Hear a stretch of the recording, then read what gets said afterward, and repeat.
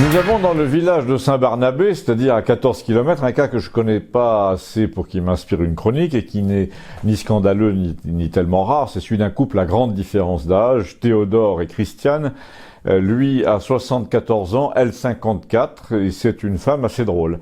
Elle dit, en plus, mon mari fait aucun effort pour se rajeunir et il ressemble à Victor Hugo juste avant le Panthéon.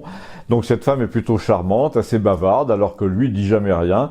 Ils viennent souvent prendre un café et acheter des journaux, car il n'y a rien à Saint-Barnabé, tout a fermé. Le garagiste a laissé ses pompes et ses enseignes Renault depuis les années 70. On se croirait dans un film avec Pierre Richard. La gendarmerie est devenue une sorte de syndicat d'initiative et le bureau de poste qui trônait tout prétentieux et tout moderne jusqu'en 1980 n'a même plus un distributeur de billets. Mais tout ça pour vous dire que ce couple à grande différence d'âge, dont la différence d'âge n'est pas vraiment un sujet, car elle n'est ni blâmable ni tellement rare, s'est fait remarquer récemment parce qu'il est venu avec son neveu, figurez-vous, et l'objet de ma chronique c'est ça. Il est assez facile à résumer, c'est que le neveu du vieux couple en question ressemble au président de la République. C'est frappant, c'est extrêmement gênant vu le contexte, parce qu'on peut pas dire que le président soit dans une phase de très grande popularité en ce moment. En tout cas, dans notre coin de province, c'est pas le cas. Donc ce jeune homme se pointe au bar un matin, il y avait heureusement presque personne, et il nous raconte assez simplement que cette ressemblance lui cause du désagrément quand même, parce qu'il est plutôt bon gars, je cite, et que ça lui fait de la peine de subir des regards hostiles tout le temps. Il est obligé de faire son numéro pour s'excuser en public. À la fin, c'est fatigant. Et il ajoute, en plus, je travaille plus ou moins dans la banque, dans les chiffres. Il était comptable pour une série d'EHPAD de la région, il avait peu de relations avec les pensionnaires, mais les plus gâteux d'entre eux étaient persuadés d'avoir régulièrement la visite du président de la République. Et pendant qu'il parlait, je ne pouvais pas m'empêcher d'observer qu'il avait aussi la même voix qu'Emmanuel Macron, c'est-à-dire, c'est un peu normal, quand l'instrument de musique est presque identique, il produit un son voisin. Et il avait aussi la même façon de se justifier sur un ton assez copain-copain, vaguement supérieur quand même, de parler de tout dans la même phrase, de multiplier les incidents, etc. Et pour être encore plus charmeur, malgré ce léger handicap, il m'a fait part d'une anecdote qui avait déjà beaucoup servi, mais qui était amusante, c'est que pour assurer la notoriété et donc la santé financière des établissements pour lesquels il travaillait, il fallait que les familles en aient entendu parler en bien. Du coup, les directions des 6 établissements de son secteur n'arrêtaient pas de lui dire « Est-ce que vous accepteriez d'être dans nos locaux le 26 parce qu'on doit fêter des noces d'or et la presse sera là ?» Sous-entendu, pour la notoriété de l'établissement, ce sera bien voir sur la photo de la dépêche du midi le président de la République ou, supposait-elle, au milieu des gens, la flûte de champagne à la main. Dans les familles, ça rassure. Et déjà, avoir des noces d'or ou des centenaires, c'est bien. Ça fait vendre du long séjour, mais là, c'est vraiment le must. Et c'était vraiment fascinant, car il avait même l'humour un peu décalé, vaguement grinçant de son modèle. Il était en polo beige, mais avec une cravate. Il devait faire des ravages en réunion, vous savez, dans le genre grand débat, quoi. Il m'a dit assez vite, car il avait repéré en moi un œil peut-être un peu plus attentif et critique que les autres. Je tiens toutefois à préciser une chose, mais je fais ce métier parce que j'aime les gens, j'ai failli devenir prêtre d'ailleurs. En somme, j'aime les vieux comme ma tante Christiane. Je plaisante à moitié. Quand le couple s'est un peu éloigné, quelques minutes après, il m'a dit sincèrement, j'aime beaucoup ma tante parce qu'à 20 ans, elle a voulu épouser cet agriculteur de 40, elle qui était de la ville, fille de notaire, avec son petit air modeste et tranquille. C'est une femme très forte et très courageuse qui gère une exploitation de 400 bêtes. Donc en un quart d'heure, j'en ai beaucoup appris sur ce vieux couple qui avait 4 filles et son neveu si macronien a absolument voulu à la fin me livrer une confidence que je lui réclamais pas, c'est qu'il n'était pas marié et qu'il vivait chez un vieil ami de 67 ans à Villefranche. Il est même allé jusqu'à me laisser sa carte de visite en me demandant de passer les voir un jour ou l'autre, car c'était un intellectuel lui aussi, un agrégé d'histoire, qui avait racheté un château avec une association. Et nous sommes quittés là-dessus, en fait pas tout à fait là-dessus. Il m'a demandé si je voulais faire un selfie avec lui pour épater mes amis à Paris, parce qu'il avait l'habitude, et j'ai répondu que non, mais vous serez dans l'album de Campagnol, je lui ai dit, ce qui revient au même, et j'ai promis, et je vous promets donc d'aller visiter le château du copain de 67 ans, là, à titre de reportage, en somme. Je vous tiendrai au courant. À bientôt, merci, abonnez-vous. Il y a un phénomène dont nous avons un exemple au village, c'est le fameux déclassement qui affecte les classes moyennes, soi-disant à cause de la crise économique, mais vous allez voir que lorsqu'on analyse un peu, on s'aperçoit que la crise économique a bon dos. La femme dont je parle, qui n'est plus là aujourd'hui parce qu'elle a vendu sa maison pour vivre, était la fille d'un médecin de Montpellier, elle s'appelait Laetitia.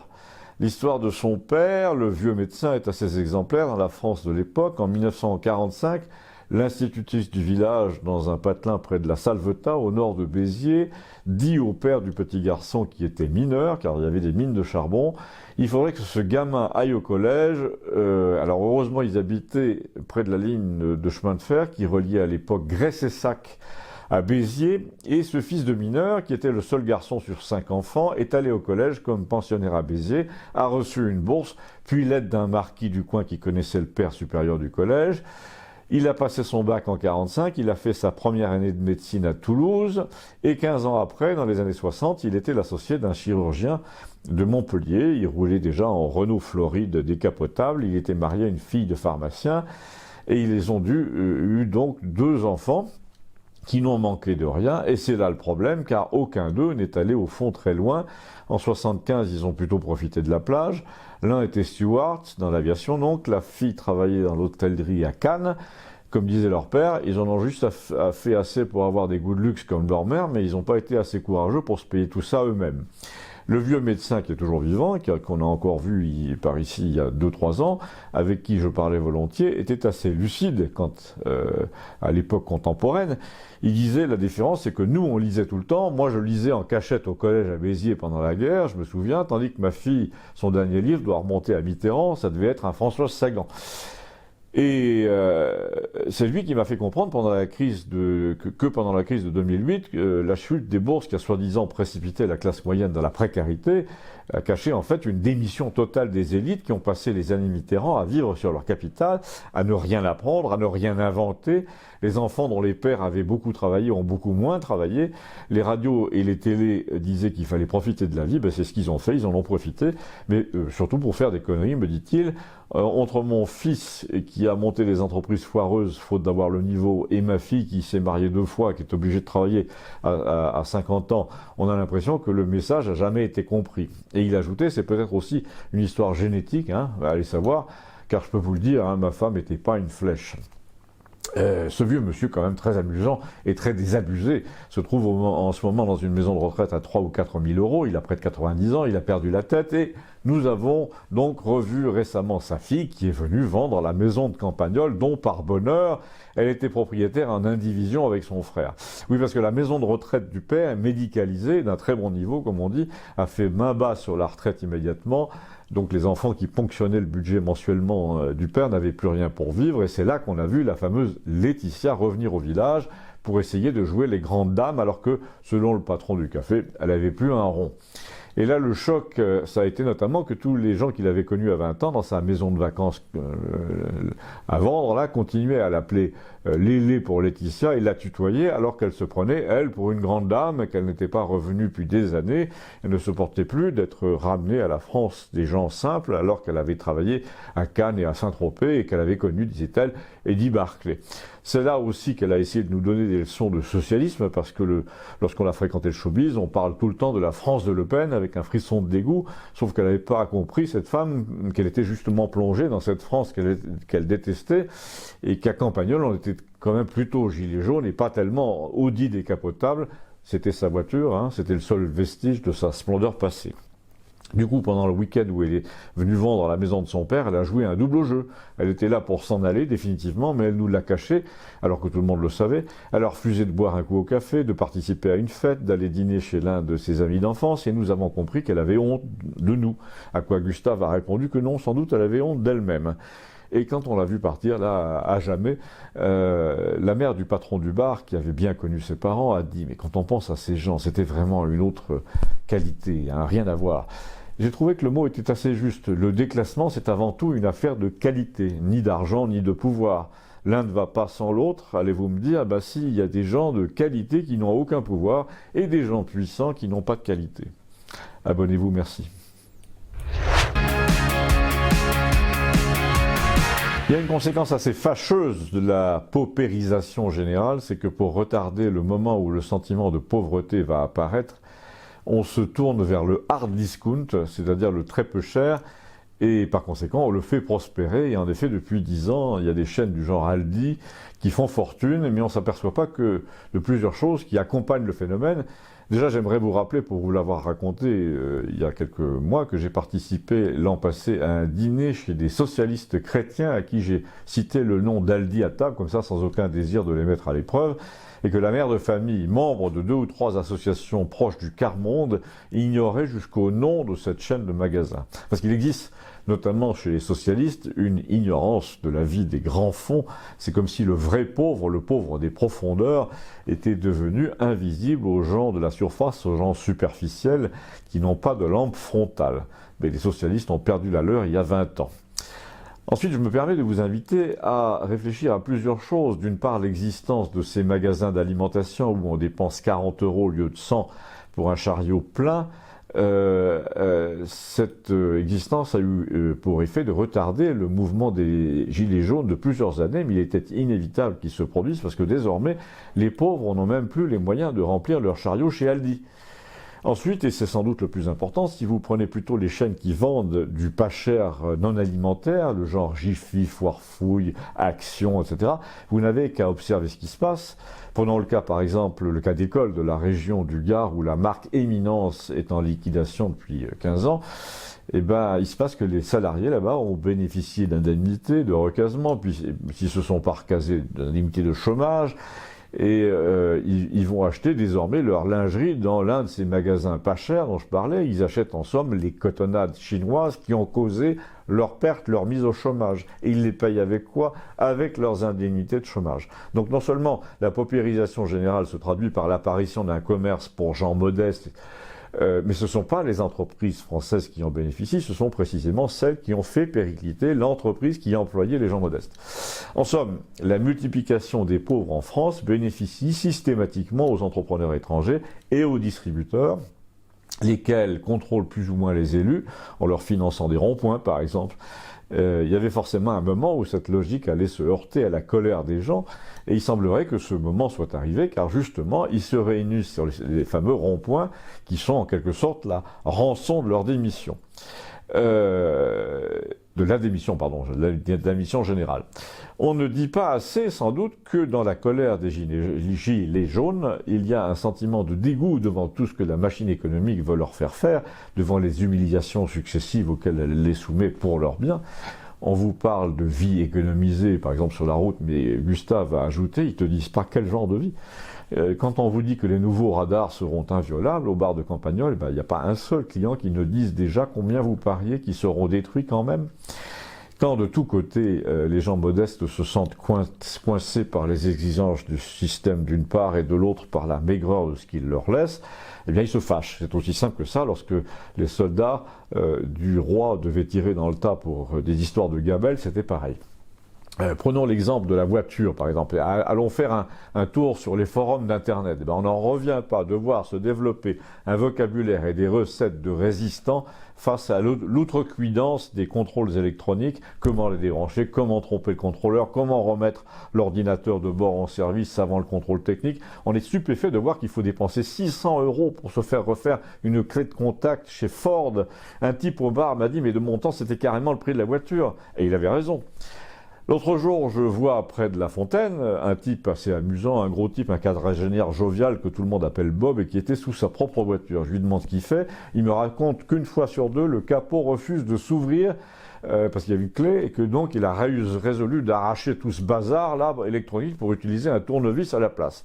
Au bout d'une heure, en effet, les mains sales, il arrive avec sa fille au café avec cet objet, une sorte de tringle en plastique avec une serrure au bout, et il me dit si on remplaçait ce merdier par son équivalent manuel, tu crois pas qu'on serait nettement plus tranquille? Et ça durerait 40 ans au lieu de 4 mois. Et là, sa fille, qui avait l'air très peu futée, mais surtout très insérée dans le système, ça se voyait à son jean, sa paillette, à son maquillage ridicule, à son téléphone portable à étui rose fuchsia. Et sa fille a dit à son père un truc insensé, elle a dit « Tu es sûr que tu as le droit ?» Et en effet, la moitié des présents a dit que peut-être un jour, le constructeur s'entendrait avec la puissance publique pour obliger les gens à cracher 800 € pour une simple serrure. Et à tous ceux qui ont dit ça, ils ont dit aussi que ça allait péter avant ça, et parce que si même les fabricants d'autos sont devenus des ennemis, m'a dit mon voisin au bar, il est temps de débarquer chez eux pour y mettre bon ordre. Et là, Gustave, qui venait d'arriver, a dit les gilets jaunes vont faire exactement ce que tu dis. Ben, ça promet, mais ce n'est pas impossible en effet. Abonnez-vous, nous verrons ça ensemble. Nous sommes finalement allés dîner avec Gustave chez Peter, l'anglais, vous savez, qui habite près de la rivière, et j'en ai profité pour régler son antenne satellite qui tournait sans arrêt à cause du vent. Son mât était planté dans l'herbe, mais cet anglais très maniaque était très peu partisan des solutions de fortune, même si elles peuvent durer 20 ans. Donc au lieu de mettre un gros caillou ou un pieu en bois, eh bien, il s'est vertué à essayer de serrer la pince sur le mât qui tournait à chaque coup de vent. Donc, quand il a réussi à caler son signal sur le réseau Skynet une fois de plus, le réseau Skynet est aux Anglais de chez nous comme une sorte de poumon culturel sans lequel ils sont voués à CNN. Alors, donc, quand tout a été calé côté réception, j'ai, moi, calé 3 pieux de clôture sur des briques réfractaires en bas que j'avais trouvé derrière sa remise, avec du fil de fer. J'ai fixé ce qu'il appelait un tripod, mais il était visiblement partagé entre la satisfaction d'avoir récupéré Sky Channel et le désagrément de voir sous sa fenêtre une installation typiquement française qui heurtait son sens de l'ordre d'ancien commandant de la Royal Navy. Ensuite, nous avons donc dîné sans sa femme, qui était repartie en Angleterre pour des raisons familiales, par l'avion de Carcassonne. Donc le dîner a été assez médiocre, mais très arrosé. Tandis que lorsque sa femme est là, nous a-t-il dit, c'est médiocre, mais c'est sec. Et nous avons parlé de tout, mais principalement de l'Europe, du Brexit, de l'extradition vers l'Amérique de Julian Assange, qu'il jugeait à la fois probable et scandaleuse, et le tout à propos des chaînes satellites. En fait, c'est Gustave qui a fait observer le déséquilibre qui existe entre le bloc atlantiste audiovisuel Angleterre, Allemagne, Pays de l'Est, sur l'offre des télé Orange par exemple, où tout ça est gratuit, et les chaînes italiennes, espagnoles, portugaises, auxquelles il faut s'abonner spécifiquement. En fait, nous a-t-il dit, la télévision italienne, par exemple, est considérée comme négligeable par les grands groupes de diffusion par satellite, alors que le Maghreb et les chaînes en arabe et l'Allemagne, ça c'est pléthorique et c'est gratuit. À quoi Peter a répondu, vous plaignez pas, pour l'anglais c'est pareil, à part la BBC, on n'a droit à rien, il faut s'abonner aussi. En revanche, CNN et Fox, alors là, sont libres partout. Alors j'ai pas vérifié, moi, que pour l'Italie, c'est vrai qu'on a droit à rien, à moins de payer, mais de toute façon, la discussion a eu trait à la propagande américaine et Peter a vanté les mérites de RT Television, Russian Television en anglais, qui était à la fois mordant et anti-OTAN, juste comme il aimait. Je lui ai dit, mais si vous avez été dans la Royal Navy, vous étiez pro-OTAN plutôt. Il disait, lui, NATO. Il m'a dit, non, pas du tout, c'est pour ça qu'à 40 ans, j'ai quitté la Navy pour travailler pour des pétroliers. Parce que l'Angleterre est truffée de bases américaines, on ne sait pas ce qu'elles font, l'Italie aussi, il y en a partout. Depuis 20 ans, on a l'impression que les Américains veulent nous emmener avec eux tout doucement pour essayer d'envahir la Russie. Ils sont partout chez eux. Quand vous lisez les papiers d'Assange, ou plutôt les papiers de Snowden et de Manning relayés par Assange, vous voyez bien que those bastards, ces salopards, peuvent faire enlever n'importe qui, n'importe où, pour le faire torturer dans une cave. Et l'histoire d'Assange est une véritable affaire Dreyfus, nous a-t-il dit. On s'arrange pour monter un dossier de viol contre ce type pour le faire extrader par les Suédois d'abord. Ça ne marche pas parce que les juges suédois disent non, il n'y a pas eu viol. Ensuite, on essaie de le faire coincer par la justice anglaise. Là, il se réfugie 6 ans en ambassade d'Équateur, pression sur l'Équateur. Ensuite, on essaie de le faire atterrir dans des prisons américaines pour le faire disparaître à jamais. Mais vous savez quoi, m'a-t-il dit, nous a-t-il dit, moi j'ai téléchargé les Insurance Files sur Internet. Et là, il nous a expliqué qu'Assange, en 2013, sentant que tout ça pouvait lui arriver, a balancé sur Internet à des milliers d'exemplaires 10 gigaoctets de documents dont le dossier est verrouillé par un mot de passe. Et il a dit, si jamais j'étais extradé et emprisonné, voire tué, eh bien, on vous enverra le mot de passe pour que vous sachiez tout ce que les Américains ont fait au monde libre. Et là, Gustave a dit, et ça inclut la France. Il avait l'air très au courant. Il a dit, quand Snowden est allé se réfugier à Moscou, là, on lui a, enfin plutôt Hollande lui a refusé le survol de la France au nom du peuple français, il faut le savoir, alors qu'aujourd'hui, si on faisait un référendum à ce sujet, il n'y aurait pas 10% de Français pour juger que Hollande n'a pas été un lâche et un minable dans cette affaire, au nom de la France, à la solde de nos partenaires atlantiques. En fait, les méthodes en question s'appliquent, nous a-t-il dit, même à petite échelle aux chefs des Gilets jaunes. Il faut absolument leur trouver un truc pour les envoyer en prison, il faut fouiller leur passé, éplucher leurs conversations. Personnellement, je pense, nous a-t-il dit, que la police française, le renseignement français sont déjà conseillés par les Américains à ce sujet, et que Facebook fait toutes les basses besognes de reniflage pour le compte du ministère de l'Intérieur. Et là, Peter nous a raconté que lors d'une interview récente, le fondateur de Facebook avait été surpris en train de scotcher la caméra de son propre ordinateur portable, ce qui était un aveu. Ça voulait dire que n'importe lequel de ces petits portables pouvait être déclenché à distance pour espionner son propriétaire. Et Gustave m'a dit, tu devrais raconter ça à tes abonnés, quand ils n'ont pas à parler sur Skype à leurs vieux parents, là, ils devraient scotcher leur webcam aussi. C'est fait, Gustave, je viens de le dire. À bientôt, merci. Abonnez-vous.